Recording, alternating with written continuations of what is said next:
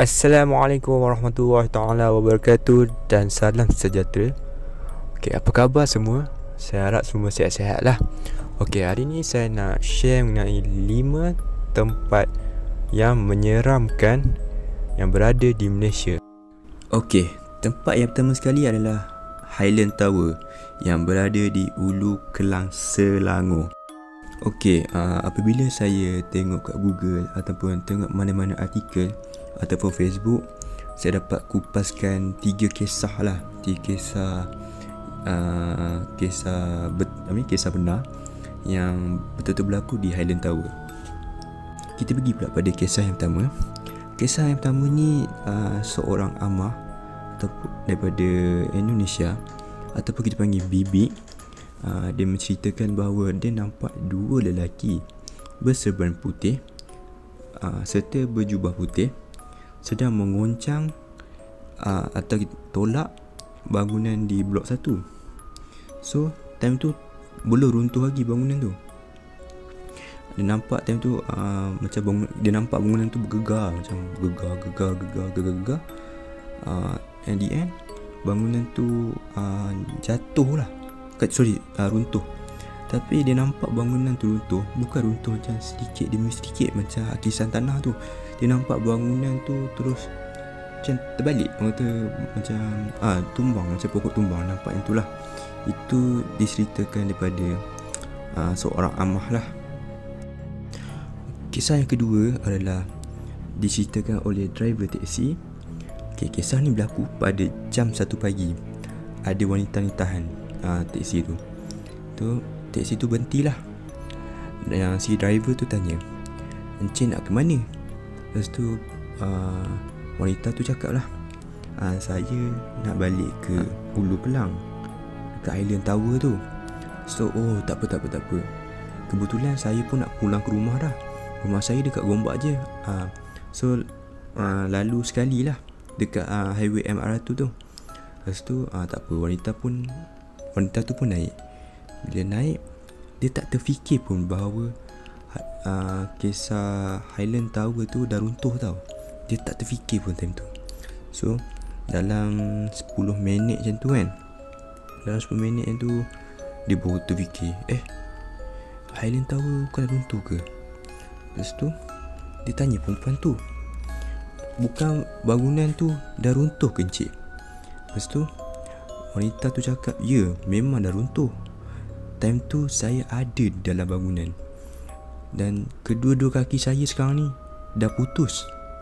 Abang try lah tengok kaki saya yang kudung ni, yang tengah berdarah ni." Lepas tu apa lagi, kalau kita pun dah orang cakap macam tu pun dah seram. Apatah lagi driver teksi tu yang berlaku Inoria. Lepas tu si driver ni pula, dia tengok, dia macam nak tak nak tengok. Lepas tu dia tengok, last lah dia tengok pelan-pelan, macam jangan pandang pelangkah congkak lah. Dia tengok sikit. Memang betul tengah berdarah menitik-nitik kat atas kapet tu lah, kapet kereta tu. Lepas tu dia dah lemas sangat lah. Dia rasa macam nak kapet dia minyak tu macam dah kaku lah kaki dia macam tu. Lepas tu dia bawa juga lah sampai ke Highland Tower tu. Tu wanita tu buka pintu.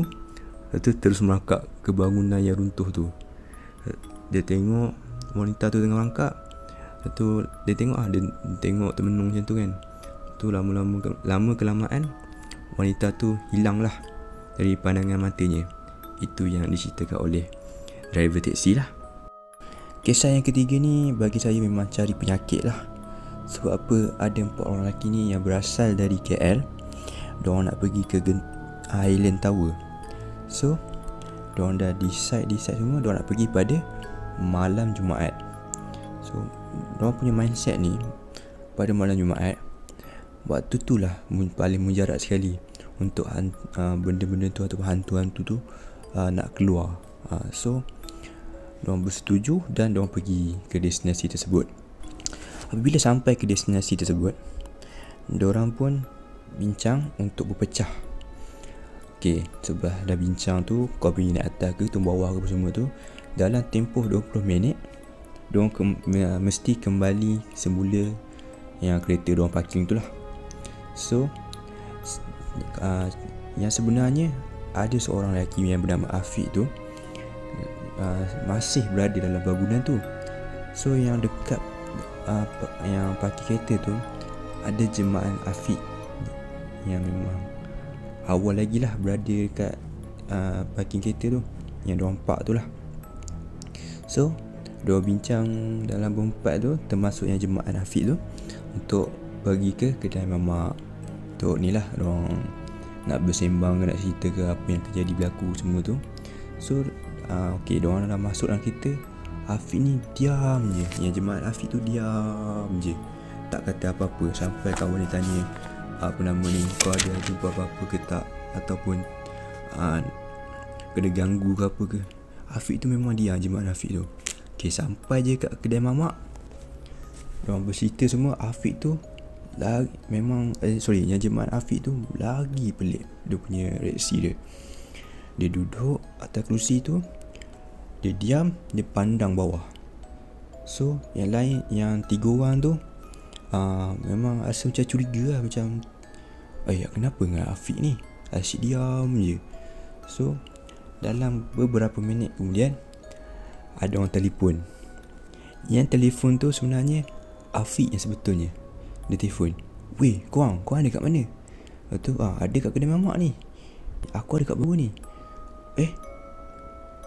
Kau jangan nak melawak, sebab apa nama ni, kau kat depan kita orang ni. So macam mula lah. So diorang try apa nama ni, untuk kena pasti lah Afiq mana yang betul, antara yang telefon tu ke atau kedai mamak. So diorang decide pergi ke Highland Tower semula lah, dengan apa nama ni, dengan betul, dengan pantas lah orang kata. So yang Afiq, yang jemaah tu, diorang buat bodoh, diorang naik kereta terus. At the same time naik kereta tu terus, Afiq tu tiba-tiba ada dalam kereta. So memang diorang dah seram, diorang buat bodoh je. Sampai je dekat Highland Tower, yang jemaah Afiq tu hilang. So diorang ambil Afiq tu, diorang membawa jauh sikit dari Highland Tower tu. Diorang ceritakan yang sebenar, yang pasal kat kedai mamak tu lah. Itu kisah yang ketiga lah. Next kita pergi pada Lebuh Raya Karak. Okay, Lebuh Raya Karak ni dia nak menghala ke pantai timur lah, bukan menghala ke barat. Sebenarnya Lebuh Raya Karak ni dia ada banyak kisah dia, tapi saya kupaskan yang 3 saja, sebab yang ni yang di highlightkan oleh inilah para netizen lah. Okay, kita pergi yang kisah yang pertama dulu. Okay, kisah yang pertama ni memang famous sampai diterbitkan movie. Kalau anda tahu tentang Volkswagen kuning. Okay, ada seorang lelaki, lebih kurang umur dia 30-an macam tu. Dia sedang memandu apabila dia melalui terowong yang nak menghala ke pantai timur, iaitu nak ke Bentong. Lalu tu tak ada apa. Selepas pada terowong tu, dia ternampak Volkswagen colour kuning sedang memotong dia. Apabila Volkswagen dah motong dia, dia cilok depan kereta lelaki tu. Lepas tu dia dah cilok, dia perlahan je kenderaan Volkswagen ni. Lepas tu lelaki tu macam tak puas hati lah. Lelaki tu potong Volkswagen tu, dan nak tahu apa jadi, wallahualam, ada yang mengatakan dia maut atau cedera parah. Itu yang berita yang kurang sahih lah, yang dinyatakan oleh seorang netizen ni. Okey, betul macam ni. Kalau nampak Volkswagen kuning tu melepasi anda, ada yang mengatakan bahawa jangan potong, kekalkan di belakang sahaja, biar slow, asalkan dia selamat lah. Bukan dia, maksudnya anda selamat lah. Macam mana tercetusnya kisah Volkswagen kuning ni? Okay, ada sepasang suami isteri ni. Si isteri ni dia curang pada suami dia, and then dia bunuhlah suami dia untuk apa nama ni, elakkan kantoi lah pada suami dia. Ini saya rasa kemungkinan besar dia mengandung anak 2 nikah lah. Sebab apa, dia bunuh memang truly kejam lah. Okay. Apabila dah bunuh suami dia rasa macam apa nama ni, cemas lah. Bila cemas, dia pandu kereta si suami dia, iaitu Volkswagen kuning, dan larikan diri lah. Dia larikan diri, dia melalui lebuh raya Karak tu lah. Bila dia lalu lebuh raya Karak tu, yang roh suami ni tak tenteram, and then dia kacau si isteri dia ni hingga accident and then maut. Alright, kita pergi pula pada kisah yang kedua, iaitu budak kecil mencari ibunya. Okay, ada seorang lelaki ni yang dari KL. Dia nak melalui highway Karak, mungkin nak balik kampung. And then berapa minit kemudian dia rasa macam penat. Apabila dia penat, dia berhenti kat tepi lebuh raya tu lah. Okay.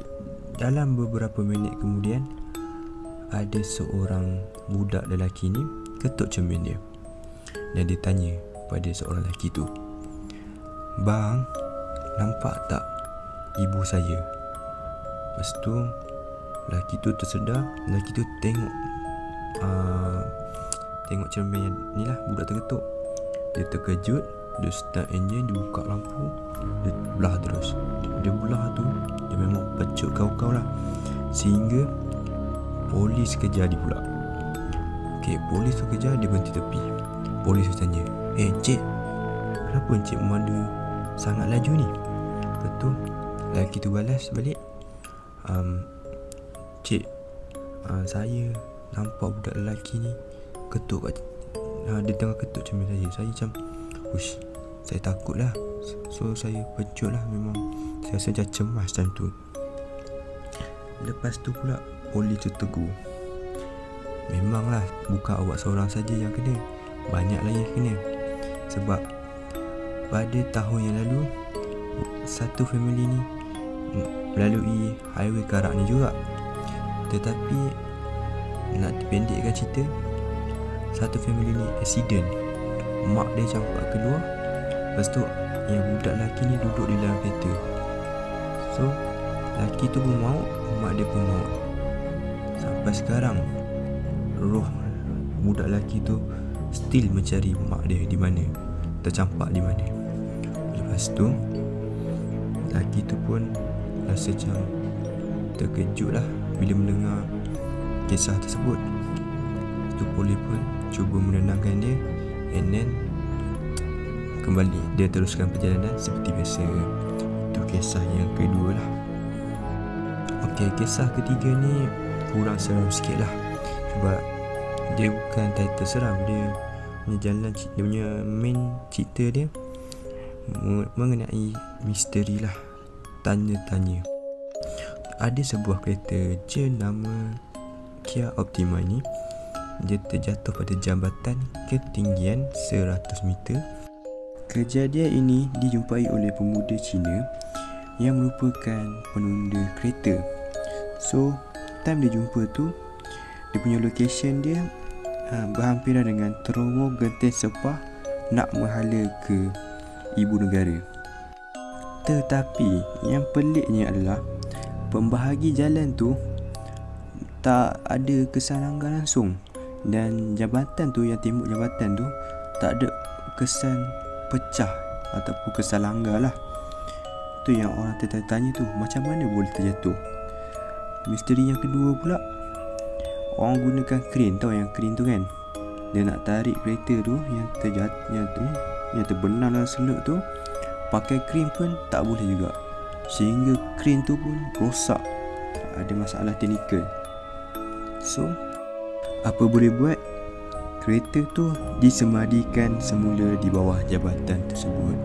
So kiranya dibiarkan selama-lamanya.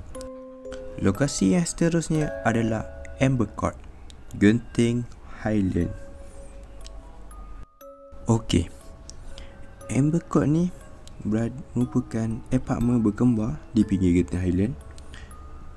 Kalau kita tengok pada mata kasar kita sendiri, first kali anda akan katakan warna dia agak kusam. Itu yang pertama. Yang keduanya, hati anda ataupun perasaan anda macam nak tak nak aja nak sewa. Itu yang kedua. Yang ketiga, memang jalan dia agak dalam nak pergi ke sana. So kepada anda, especially yang family yang ada anak kecil, tidak digalakkan untuk sewa lah ke sana, walaupun terdesak. So anda kena carilah alternatif lain untuk mengelakkan berlakunya situasi yang tidak diingini. So kita pergi ke kisah yang seterusnya. Okey, kisah ni diceritakan oleh satu family ni, mengatakan bahawa dia ni sewa rumah ni tingkat 17. So dia ada bermacam-macam gangguan, tapi dia huraikan 3 sajalah. Yang pertama, dia ni terdengar jeritan wanita time awal pagi. Memang menjerit macam, itu lelaki, sorry, macam perempuan lah, macam jerit macam tak tahu pasal, macam meroyan lah. Itu yang pertama. Yang kedua adalah tiba-tiba TV terpasang. Dan orang tidur kat ruang tamu, TV terpasang. Itu yang dialami oleh family tu lah. Yang ketiga, yang last kali ni paling ekstrim lah. Ada lembaga tapi tak ada kepala sedang dukung anak berada dalam lift. So tekan dia, butang lift, buka pintu, ada body tak ada kepala, tapi tengah dukung anak. Memang tak boleh dapat imagine terus lah. Tak dinafikan juga kisah ini berlaku. Sebab apa? Kisah ini terjadi kerana lokasinya sering terjadi bunuh diri bagi orang yang kalah judi dekat Genting Highland. So kalah judi, pergi bangunan yang tinggi, sebab di pinggir ni pinggir Genting Highland, dia panjat, dia terus terjun mati. So mungkin roh dia tak tenteram ke apa ke, duduk situ. Bila orang yang tak bersalah, orang yang tak tahu apa, sewa, habis kena kacau. So ini adalah satu bukan ilmu lah, peringatan pada anda lah untuk langkah berjaga-jaga. Okay, yang keempat, kita pergi balik ke Gombak, iaitu Taman Tema Mimeland. Okay, Taman Tema Mimeland ni, dia punya location dia berada di Ulu Gombak. So apa yang seram sangat dengan Mimeland ni? Pada 1993, ada satu kejadian ni tidak diingini berlaku di depan mata di khalayak ramai lah, iaitu seorang warga Singapura mati lemas dalam kolam Mimeland. So pihak Mimeland terpaksa tutup sementara waktu untuk buat siasatan dan penambahbaikan pada kolam renang dan papan luncur. Okey, pada tahun 1994 pula, iaitu pada bulan Mei, sekali lagi berlakunya kerosakan pada dinding kolam renang dan berpunca dari tanah runtuh. So tanah tu terhakis sikit demi sedikit, and the end dinding kolam tu ada kesan retak dan tanah tu bercampur dengan air. So kolam tu akan bertukar warna menjadi coklat lah, macam Milo. Last Mimeland ni terpaksa tutup selama-lamanya atas faktor kerugian yang sangat besar lah. Sebab apa? Kolam tu memang besar, dan bila bercampur dengan tanah, hakisan tanah tu, memang modal dia punya kos nak air nak tukar tu, air bersih, nak tukar air bersih tu memang banyak kos lah. Tu nak buang air yang kotoran tu kos pembaikan dinding kolam tu lagi. Memang kerugian besar dan boleh jadi bankrupt lah. Apabila Mimeland dah tutup lama sampai sekarang ni, tapak Memeland tu dah menjadi hutan. So ada satu family ni, sorry, 2-3 family ni datang nak tengok tapak lama Memeland tu. Dia tengok lah besar Memeland tu macam mana. So nak dipendekkan cerita, ada benda iaitu kelibat manusia, tak ada kepala, muncul kat depan orang. Dia muncul shoes sekali seminta selalu lah. Lepas muncul, diorang terdengar pula suara yang sayu je. Time tu waktu senja. So memang tak dinafikan lah waktu senja. Dah duduk kat kawasan yang tak sepatutnya. So itulah kisah Memeland. Okay, tempat yang terakhir ni mesti para remaja zaman sekarang tahu nama tempat ni dan berada di mana, iaitu Victoria Institution, iaitu orang sikatkan VI. Okay, VI ni berada di KL, so dah semestinya lah. Yang kedua pula, dia punya bangunan ni berhampiran dengan Menara Maybank dan merupakan sekolah menengah.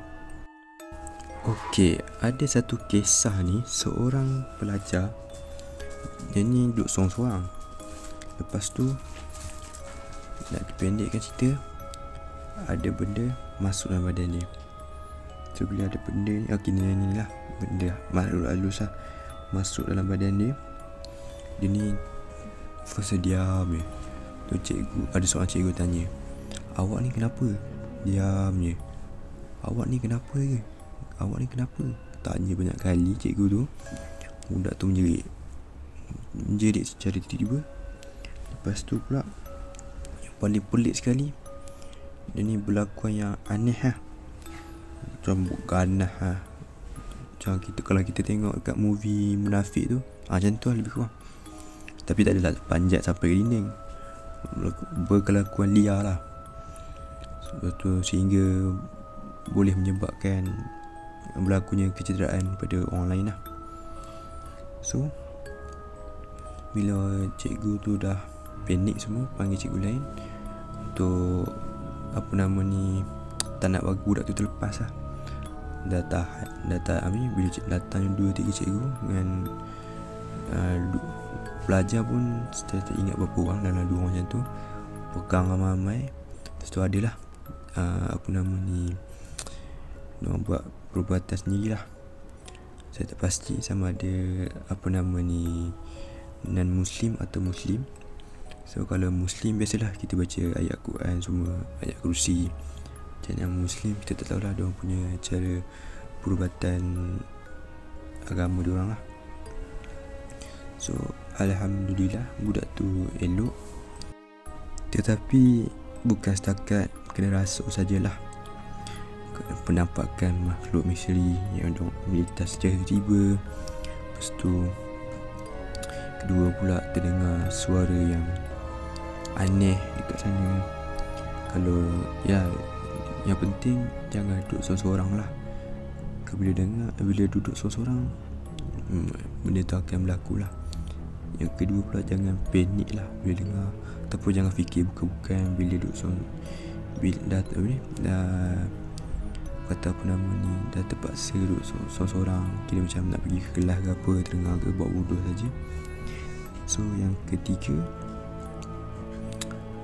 kalau agama Islam perbanyakan selawat lah untuk elakkan berlakunya situasi tersebut. Macam dalam Muslim, bacalah ayat apa yang diajar oleh agama masing-masing.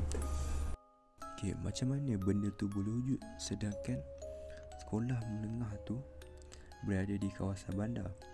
Okay, pada zaman Perang Dunia yang kedua, kawasan tersebut merupakan kawasan pendudukan Jepun. So bukan setakat diorang duduk saja kat kawasan tu, diorang buat siksaan terhadap tentera British dan bunuh.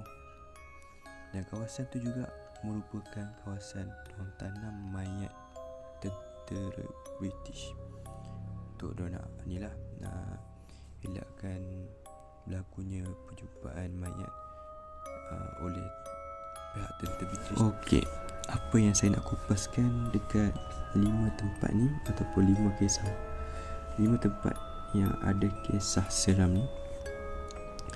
Yang pertama sekali, tak semestinya tempat tu merupakan tempat yang adanya benda-benda tu duduk lah. Tak semestinya. Apa yang kita duduk sekarang ni pun ada juga benda yang ditumpangi oleh diorang. Bukan diorang tumpang, kita yang tumpang sebenarnya. So dalam dunia ni tak semestinya manusia saja yang berada. Macam-macam ada kat sini. Manusia, haiwan, tumbuhan, especially benda tu lagi tu, kalau Islam, malaikat duk tengok kita kat dunia ni sedang buat apa. So kita bukan bermaharaja lela dekat dunia ni. So kita pun sedarlah bahawa kita ni berkongsi sama dengan mereka. Okay guys, sampai di sini saja video kali ini, dan terima kasih kerana menonton 5 Amazing, dan jangan lupa like, share dan subscribe ya. Okay, bye.